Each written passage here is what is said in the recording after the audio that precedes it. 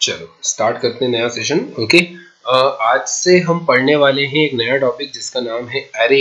ये सी लैंग्वेज का backbone topic माना जाता है, मतलब बहुत इंपॉर्टेंट टॉपिक है, इसको बहुत ध्यान से पढ़ना। और इजी है, डिफिकल्ट बिल्कुल भी नहीं है, बहुत आसानी से समझ में आएगा। ओके, इसके लिए 2 से 3 सेशंस लगेंगे और उसमें इजीली कवर अप हो जाएगा। सबसे पहले अगर हम बात करें अरे की नीड की, तो मैं आपके सामने एक प्रॉब्लम रखता हूँ जिसके सॉल्यूशन के फॉर्म में हमें क्या नजर आएगा, एक अरे नजर आएगा। ओके, ध्यान से सुनना। इमेजिन करो मैंने आपको बोला कि यूजर से एक वैल्यू एंटर करवाओ और उसके अंदर कुछ भी 5 ऐड करके प्रिंट कर दो या उसको नॉर्मली ऐसे ही प्रिंट कर दो। तो आप क्या करोगे, एक वेरिएबल लोगे इंट ए, इसके अंदर यूजर से स्कैनफ लिख के एक वैल्यू इनपुट कराओगे और उसको प्रिंट कर दोगे। अब अगर मैं आपको बोलता हूँ कि नहीं मुझे 2 वैल्यू स्कैन करवानी है, तो आप क्या करोगे, 2 इनपुट वेरिएबल ले लोगे और उनको प्रिंट कर दोगे। ठीक है, मैंने आपसे कहा मुझे 4 वैल्यू चाहिए, तो आप 4 वेरिएबल बना दोगे। अब मैंने आपसे कहा 400 वैल्यू चाहिए, तो आप क्या 400 वैल्यूज लिखने बैठोगे क्या? नहीं, बिल्कुल नहीं, है ना। मतलब ऐसा थोड़ी ना कोड करते हैं, मतलब जो मैं तरीका बता रहा हूँ कि 400 वैल्यू लिख लो या क्या। 400 छोड़ो, बहुत बड़ा नंबर हो गया। 10 वैल्यू भी देखा जाए तो 10 वैल्यू भी 10 वेरिएबल लेना पड़ेगा, स्कैन और प्रिंट कराने में कितना सारा एफर्ट लग जाएगा। तो जब भी हम मल्टीपल डेटा की बात करेंगे, व्हाट इज मल्टीपल डेटा, जब हमें एक साथ बहुत सारे डेटा पे काम करना हो और सारा का सारा एक ही कैटेगरी का हो, जैसे 10 इंटीजर वेरिएबल या 10 कैरेक्टर या 10 फ्लोट, जब भी 10 10 20 30 ऐसा कुछ भी नंबर हो सकता है, जब भी इतने सारे डेटा पे काम करना हो तो हम हमेशा क्या प्रेफर करते हैं, हम अरे पे काम करना प्रेफर करते हैं। अरे किस टाइप का दिखता है, तो बहुत ध्यान से देखो, वो कुछ इस टाइप का दिखता है। जस्ट अ सेकंड, आपको समझाया जाए इसको तो। ओके, सबसे पहली चीज मैं यहाँ पर आकर के एक अरे बना के दिखाता हूँ। अरे को कैसे डिक्लेयर करते हैं, सबसे पहले जैसे अपन नॉर्मल वेरिएबल लिखते हैं ना, इंट ए, वैसा का वैसे ही लिखा। इसके आगे स्क्वायर ब्रैकेट लगाओ। इस स्क्वायर ब्रैकेट को सबस्क्रिप्ट पढ़ा जाता है, क्या बोलते हैं इसको, सबस्क्रिप्ट। इसके ब्रैकेट में हम लिखते हैं अरे की साइज। मैं आपको सबका नाम बता देता हूँ। इसको बोलते हैं डेटा टाइप, इसको बोलते हैं नेम ऑफ द अरे, इस ब्रैकेट को और इस ब्रैकेट को कहा जाता है सबस्क्रिप्ट, और जो बीच में लिखा है सबस्क्रिप्ट के उसको बोलते हैं अरे की साइज। हमने एक साथ 10 वेरिएबल डिक्लेयर कर दिए हैं और 10 वेरिएबल का नाम क्या है, ए। बहुत ध्यान से सुनना, 10 वेरिएबल में जो सबसे पहला नाम है वो ए ऑफ 0 नाम है, अगले वेरिएबल का नाम है ए ऑफ 1, अगले वेरिएबल का नाम है ए ऑफ 2।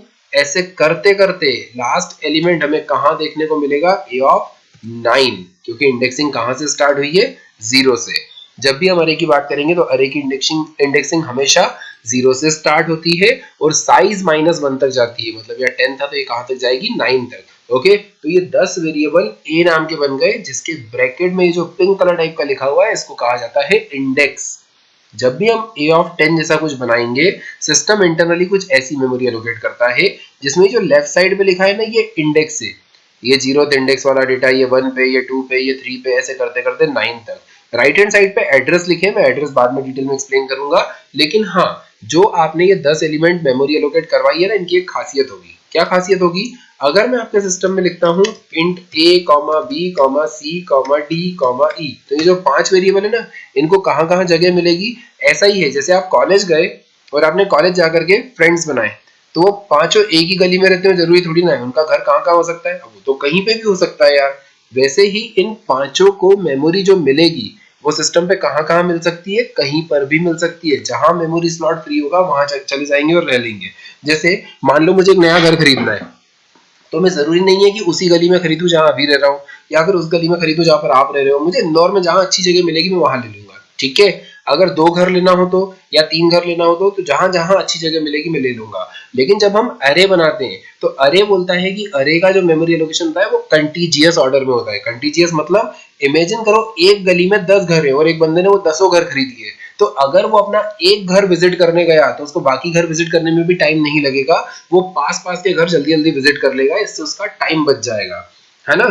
इसके अरे के कंटीजियस मेमोरी एलोकेशन से हमें तो कोई फर्क नहीं पड़ता, अरे को जरूर फर्क पड़ता है। ठीक है, ये बार बार छोटा हो जा रहा है, इसको वापस थोड़ा सा स्क्रॉल रख लिया जाए। ओके, कुछ ऐसा। तो ध्यान से देखो, अगर इस पर्टिकुलर 0th इंडेक्स वाले का एड्रेस 2011 है, तो डेफिनेटली इसके अगले वाले का एड्रेस 2013 होगा। आप बोलोगे 12 होना चाहिए ना, 13 क्यों होगा, क्योंकि इंटीजर 2 बाइट का होता है। 2 बाइट मतलब ऐसा इमेजिन करो, एक गली में 20 प्लॉट हैं और हर घर 2-2 प्लॉट पे बना हुआ है। तो अगर पहले का एड्रेस 2011 है तो शायद 2012 भी उसी का हो गया होगा।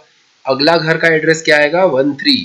अब ये भी 2 प्लॉट पे बना है तो 13 और 14 इसके हो गए। अगला एड्रेस स्टार्ट कहां से होगा, 15, ऐसे ही 17, 19, क्योंकि ये इंटीजर टाइप का है तो 2-2 के डिफरेंस पे चल रहा है। अगर ये फ्लोट टाइप का होता तो ये 4-4 के डिफरेंस पे चलता, अगर ये डबल टाइप का होता तो ये 8-8 के डिफरेंस पे चलता, और अगर ये कैरेक्टर होता तो ये नॉर्मल चलता 1-1 के डिफरेंस पे, क्योंकि कैरेक्टर 1 बाइट का होता है।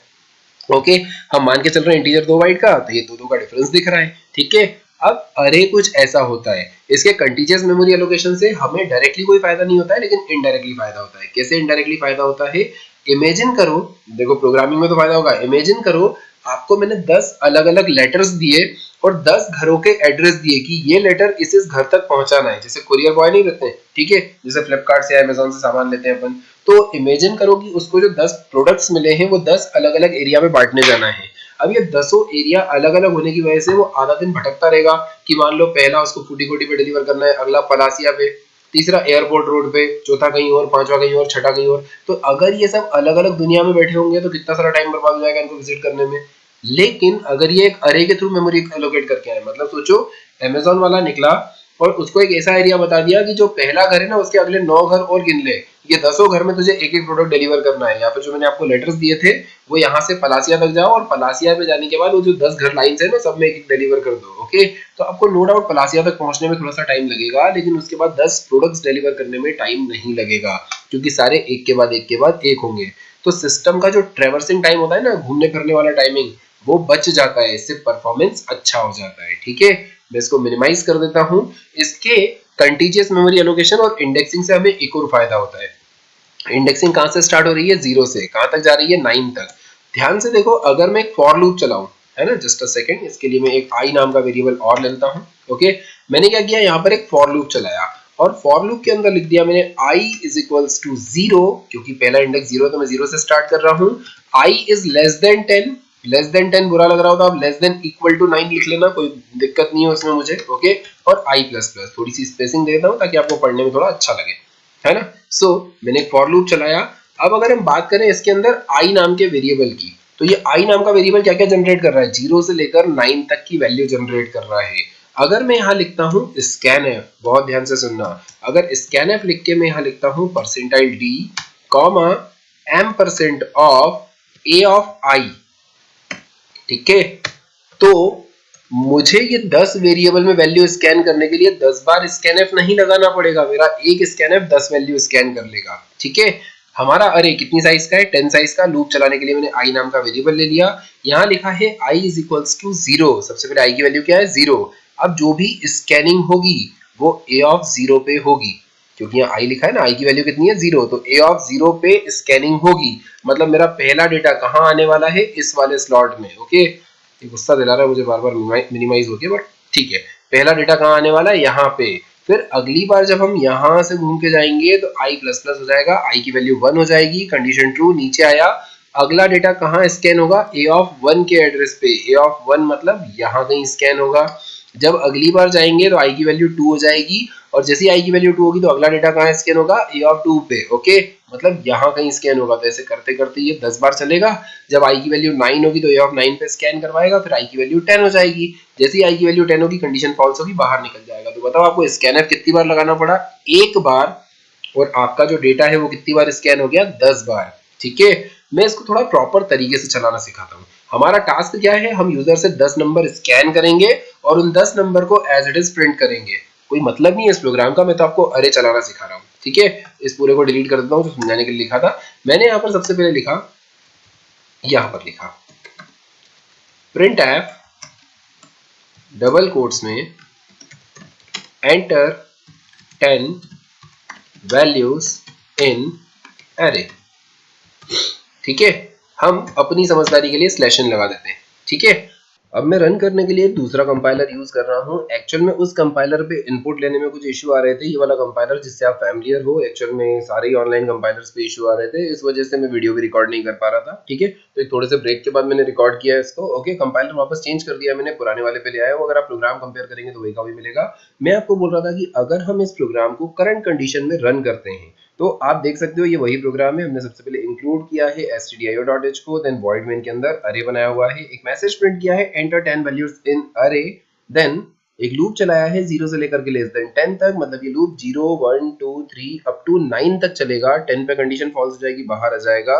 ओके, तो ये कैसे चल रहा है इसको समझाने के लिए मैं एक बार रन करके दिखाता हूँ। जैसे ही मैंने इस कोड को रन किया, ठीक है, तो हमारे सामने एक मैसेज आ गया, एंटर 10 वैल्यूज इन अरे, मतलब ये वाला मैसेज प्रिंट हो गया।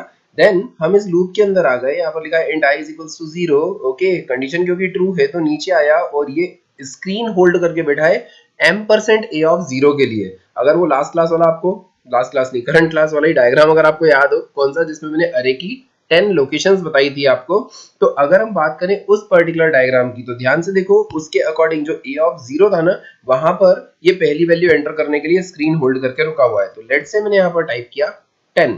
ओके, जैसे ही 10 टाइप करके मैंने एंटर किया तो इसका काम खत्म। बहुत ध्यान से सुनना, इसका काम खत्म। तो हम लूप में यहाँ से घूम के ऊपर गए, i प्लस प्लस हुआ, i की वैल्यू 1 हो गई, 1 इज लेस देन 10, नीचे आए और a ऑफ 1 के लिए स्क्रीन होल्ड हो गई, मतलब अब नए डेटा के लिए स्क्रीन होल्ड करके खड़ा है। लेट्स से मैंने यहाँ पर दिया 20, 20 कहां पर जाने वाला है, a ऑफ 1 पे। मैंने एंटर किया तो ये लूप में फिर से घूम के ऊपर जाएगा, i प्लस प्लस, i की वैल्यू हो जाएगी 2, मतलब थर्ड वैल्यू आने वाली है। ओके, हमने डाला 30, एंटर किया। आप कोई भी वैल्यू डाल सकते हो, मैं तो रैंडम वैल्यूज पुट कर रहा हूँ, 10 20 30 मेरी आदत में बना हुआ है। ओके, देन अगली बार i की वैल्यू 3, फिर से स्क्रीन होल्ड हो गई। तो आप ध्यान से देखो, स्कैनफ हमने एक बार लगाया लेकिन ये 10 बार चलाने वाला है। ठीक है, तो i की वैल्यू 3 के लिए हमने एंट्री कर दिया, ऊपर गया, i की वैल्यू 4 हो गया, हमने 50 एंटर कर दिया। देन i की वैल्यू 5 हो गया तो हमने 60 एंटर कर दिया। i की वैल्यू 6 के लिए, i की वैल्यू 7 के लिए, i की वैल्यू 8 के लिए और i की वैल्यू 9 के लिए। 10 वैल्यू एंटर हो गई है, जीरो से स्टार्ट किया था ना, तो i की वैल्यू 9 के लिए एंटर किया। जैसे ही i की वैल्यू 10 हुई, क्या 10 लेस देन 10 होता है? नहीं, तो हम बाहर आ गए। एज यू कैन सी, हमने 10 वैल्यू स्कैन करवा ली इस छोटे से कोड से। ठीक है, अगर कोई आपको अचानक से बोल दे 10 नहीं 100 वैल्यू स्कैन कराओ, तो देखो आपका काम कितना आसान हो जाएगा। एक जीरो यहाँ बढ़ा दो, एक जीरो यहाँ बढ़ा दो, तो आप कितनी वैल्यू स्कैन करवाने लग गए? 100। किसी ने 1000 बोल दिया तो आप ऐसा भी कर सकते हो। ठीक है, बट मैं एक गलती बताता हूँ जो बहुत सारे लोगों से हो जाती है। देखो, हमारे किसी लूप को 1000 तक चलाना गलत है क्या? नहीं। तो अगर गलती से आपने अरे को 100 साइज का बनाया लेकिन लूप 1000 बार चला दिया, तो ये 1000 वैल्यू स्कैन करने चला जाएगा। एज अ डेवलपर या एज अ प्रोग्रामर, ये आपकी और मेरी रिस्पॉन्सिबिलिटी बनती है कि अगर हमने यहाँ 100 लिखा है तो हमें यहाँ भी 100 ही लिखना चाहिए। हमें अलग अलग वैल्यूज लिख के उसको कंफ्यूज नहीं करना चाहिए। ठीक है, अगर हमने गलती की तो भुगतना भी हमें पड़ेगा। हमारा सिस्टम इतना इंटेलिजेंट नहीं है। एक चीज याद रखना, 50 साल पुरानी लैंग्वेज पढ़ रहे हो, है ना, तो ये इतनी इंटेलिजेंट लैंग्वेज नहीं है कि सब कुछ डिटेक्ट कर ले। यही काम जावा में करते ना, तो 10 वैल्यू के बाद जैसे ही इसके बाद स्पेस खत्म हो जाता तो ये आपको वार्निंग मैसेज देता, जिसको एक्सेप्शन बोलते हैं जावा की भाषा में। ये एक्सेप्शन देके बंद कर देता है। लेकिन अभी हम सी प्लस प्लस पढ़ रहे हैं। ठीक है, तो 10 वैल्यू स्कैन करना फंडा तो समझ में आया। ओके, हम फर्दर कंटिन्यू करते हैं, बहुत ध्यान से सुनना। अगर हम यहाँ पर 10 वैल्यू जो स्कैन करा रहे हैं, है ना, अगर हम इन्हीं वैल्यू को देखें जो आपने 10 वैल्यू स्कैन कराई टेम्परेरी, यहाँ पर ये 10 वैल्यू अरे में जाने के बाद किस टाइप की नजर आ रही होगी? इस टाइप की नजर आ रही होगी। जीरो इंडेक्स पे 10 आ गया, 1 पे 20 आ गया, 2 पे 30 आ गया। ये इंटरनली हुआ है, आपको ऐसा फिजिकली दिखाई नहीं देगा, ये तो इंटरनली हुआ है। जो हमारा अरे इस टाइप का था, उसमें 10 वैल्यू एंटर करने के बाद उसने डेटा कुछ ऐसे स्टोर कर लिया होगा। ठीक है, ये अरे का स्ट्रक्चर मैं पहले आपको एक बार बता चुका हूँ। ठीक है, इसको मिनिमाइज करते हैं। अब यार डेटा तो एंटर हो गया लेकिन मेरे को मजा नहीं आया। क्यों मजा नहीं आया? क्योंकि यहाँ पे मुझे याद रखना पड़ रहा है ना, कि ये पहली वैल्यू, दूसरी वैल्यू, तीसरी वैल्यू। इमेजिन करो या 10,000 लिखा होता तो मैं 10,000 वैल्यू एंटर करता, और मान लो 50 वैल्यू एंटर करने के बाद मुझे याद आया कि यार किसी का फोन आ गया या कुछ, मेरा पेन ड्राइव कहीं बाहर रह गया और मुझे उसकी जरूरत पड़ रही है। मैं वो डेटा लेने गया, वापस आया, 10-15 मिनट बाद आया और मैं भूल गया यार मैंने कितनी वैल्यू एंटर की थी। अब मैं बैठ के काउंट थोड़ी ना करूंगा, यार नंबर भी तो लिखा होना चाहिए कौन सी वैल्यू आप एंटर कर रहे हो। ठीक है, तो बेटर रहेगा हम यहाँ पर मैसेज प्रिंट कर दें, है ना, enter first value, enter second value, enter third value, ऐसा कुछ। तो बहुत ध्यान से देखो, मैंने यहाँ लिख दिया प्रिंट एफ। ये कंपलसरी नहीं है, ये ऑप्शनल है लेकिन अच्छी चीज है ना। प्रिंट एफ के अंदर हमने लिख दिया enter value at percentile d position. ठीक है, देन इसके बाद हमने कॉमा लगा के लिख दिया आई। ओके, जब आई की वैल्यू 0 तो ये बोलेगा enter value eight 0th position. जब आई की वैल्यू 1 तो ये बोलेगा एंटर वैल्यू एट 1 पोजीशन। जब आई की वैल्यू 2 हो जाएगी तो ये बोलेगा एंटर वैल्यू एट 2 पोजीशन। मतलब ये इन नंबर्स के बारे में बोल रहा है कि आप इस जगह पे डेटा डालो, इस जगह पे डेटा डालो। यार देखो अभी सही है, मतलब कोई दिक्कत नहीं है इस कोड में। ओके, रन करके दिखा देता हूँ। जैसे पहले ही मैसेज आएगा, जस्ट अ सेकंड, एक सेमीकोलन रह गया यहाँ पर, एकदम से ध्यान गया मेरा। ओके, ओके बोल रहा है enter value at zero position. यार मैं जीरो पोजीशन पे वैल्यू तो एंटर कर दूंगा क्योंकि मैं और आप प्रोग्रामिंग वाले हो तो हमें पता है अरे की इंडेक्सिंग जीरो से स्टार्ट होती है। लेकिन एक नॉर्मल इंसान के बारे में सोचो, उस इंसान के बारे में जिसको पता ही नहीं है कि जीरो नाम की भी कोई पोजीशन होती है, ठीक है। तो हम उसको इजी बनाने के लिए यहाँ पर i+1 लिख देते हैं। क्या i+1 लिख देने से i की वैल्यू में कोई फर्क पड़ जाएगा क्या? बिल्कुल नहीं। i की वैल्यू जीरो है ना, तो जीरो में एक जुड़ जाएगा, दैट इज 1। पहली वैल्यू जो कि हमारे लिए जीरो इंडेक्स है वो किसी और के लिए पहली पोजीशन है ना। दो वर्ड पे फोकस करो, ये जीरो हमारे लिए इंडेक्स है लेकिन किसी और के लिए ये पहली पोजीशन है। First position, second position, third position, fourth position, है ना। सो हमने उसको समझाने के लिए मैसेज में i+1 लिखा है। ओके अगेन मैसेज लिखना बिल्कुल कंपलसरी नहीं है आपको समझाने के लिए। जैसे ही मैंने इसको रन किया यहाँ पर एक पर्टिकुलर आउटपुट जनरेट होगा जिसमें ये बोलेगा enter value at first position. Okay let's say मैंने दिया 10 एंटर। अब मान लो ये बोल रहा है enter value at second position. जब आई की वैल्यू 1 है तो इंटरनली बोल रहा है enter value at second position. Let's say मैंने दिया 20, देन मैंने दिया 30, देन मैंने दिया 40, देन मैंने दिया 50। अब मुझे फोन आ गया और मैं घर चला गया कहीं और, ओके और फोन पे बात करके 15-20 मिनट बाद लौट के आया, फिर अचानक से मुझे स्क्रीन को देखा तो मुझे पता चला कि मैं 6 पोजीशन पे डेटा एंटर करने वाला हूँ। ओके आई थिंक बात समझ में आ रही होगी कि पोजीशन लिखने से क्या फायदा है ना। पहले मुझे काउंट करना पड़ता है, ठीक है। तो वापस से वही डेटा एंटर करके बता देता हूँ मैं आपको। चलो कुछ तो गड़बड़ हो गया इसके अंदर, मुझे नहीं पता क्या गड़बड़ हुआ, कैसे हुआ। ओके अभी एरर आने वाली है, लीव इट, है ना। कोई गलत बटन दबने के कारण ऐसा हो गया है वो। ओके मिस्टेकनली कुछ टाइप कर दिया इसके कारण ऐसा हुआ, बट हाँ आपको ये मैसेज समझ में आ गए होंगे। ओके कि ये मैसेज प्रॉपरली प्रिंट कर रहा है, ठीक है। तो मैसेज को छोड़ दो, बाकी आई थिंक लॉजिक समझ में आया होगा कि वो i+1 क्यों लिखा, क्योंकि जो हमारे लिए जीरो है किसी और के लिए वो फर्स्ट पोजीशन है, ठीक है। सो ये तो हो गया अरे में स्कैनिंग करने का कोड। अब हम आते हैं अरे की प्रिंटिंग करने पे, ठीक है। तो हमने यहाँ पर एक जनरल प्रिंट ऐप लगाया जिसके अंदर हमने लिख दिया यू हैव एंटर्ड, देन हमने स्लैश एन भी लगा दिया, ठीक है। अब यू हैव एंटर्ड के बाद हमने फिर से एक फॉर लूप लगाया। अगर आप बहुत ध्यान से देखो, ओके मुझे समझ में आ गया, एक्चुअली नंबर लॉक बंद हो गया था, नम लॉक ऑफ होने के कारण वो कुछ तो भी टेक्स्ट टाइप कर रहा था, ठीक है। चलो खैर यहाँ पर अगर हम बात करें इस पर्टिकुलर चीज की, ओके तो लूप हमें वापस से वहीं से चलाना है, 0 से लेकर लेस देन 10 तक। हमें यहाँ लिखना है प्रिंट एफ, इसके अंदर लिखना है डबल कोट्स के अंदर %d, साथ में स्लैश टी लगा दो, थोड़ा बेहतर दिखेगा। स्लैश एन लगाओ तो स्लैश एन लगा लो, अलग अलग लाइन पे डेटा दिख जाएगा। ओके लगा देते हैं स्लैश एन लगा देते हैं या स्लैश टी लगा लो, जो लगाना है लगा लो, कोई रिस्ट्रिक्शन नहीं है ना। देन हम यहाँ लिख रहे हैं ए ऑफ आई, ठीक है। तो अगर हम ए अरे का नाम मान रहे हैं तो सबसे पहले आई की वैल्यू 0 होने पर ये ए ऑफ 0 की बात करेगा। जब आई की वैल्यू 1 हो जाएगी तो वो ए ऑफ 1 की बात करेगा, ए ऑफ 2 की बात करेगा, ए ऑफ 3 की बात करेगा, जैसे जैसे आई की वैल्यू बढ़ती जाएगी, है ना। सबसे पहले यहाँ पर आके देखो आई की इनिशियल वैल्यू क्या है, 0, कंडीशन इज ट्रू, नीचे आया ये ए ऑफ 0 को प्रिंट करेगा। ए ऑफ 0 पे कौन रखा है, 10। हम ऊपर गए, आई प्लस प्लस किया, आई की वैल्यू बढ़ के हो गई 1, कंडीशन स्टिल ट्रू, यहाँ पर ए ऑफ 1 प्रिंट करेगा। अब एक बात बताओ, हम इंडेक्स के अकॉर्डिंग डेटा प्रिंट कर रहे हैं या पोजीशन के हिसाब से? हम प्रिंट कर रहे हैं इंडेक्स के हिसाब से।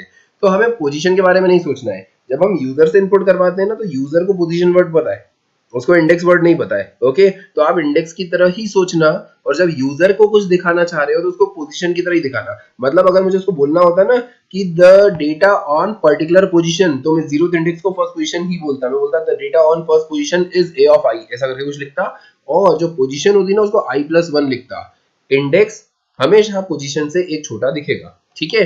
चलो खैर रन करते हैं, सड़ा सा प्रोग्राम एक बार रन करके दिखा देता हूँ। ओके बोल रहा है inter value at first position, let's से 10, सेकंड पोजीशन पे 20, देन 30, देन 40, 50, 60, फिर से 70 पे अटक गया। चलो फाइनली चल गया।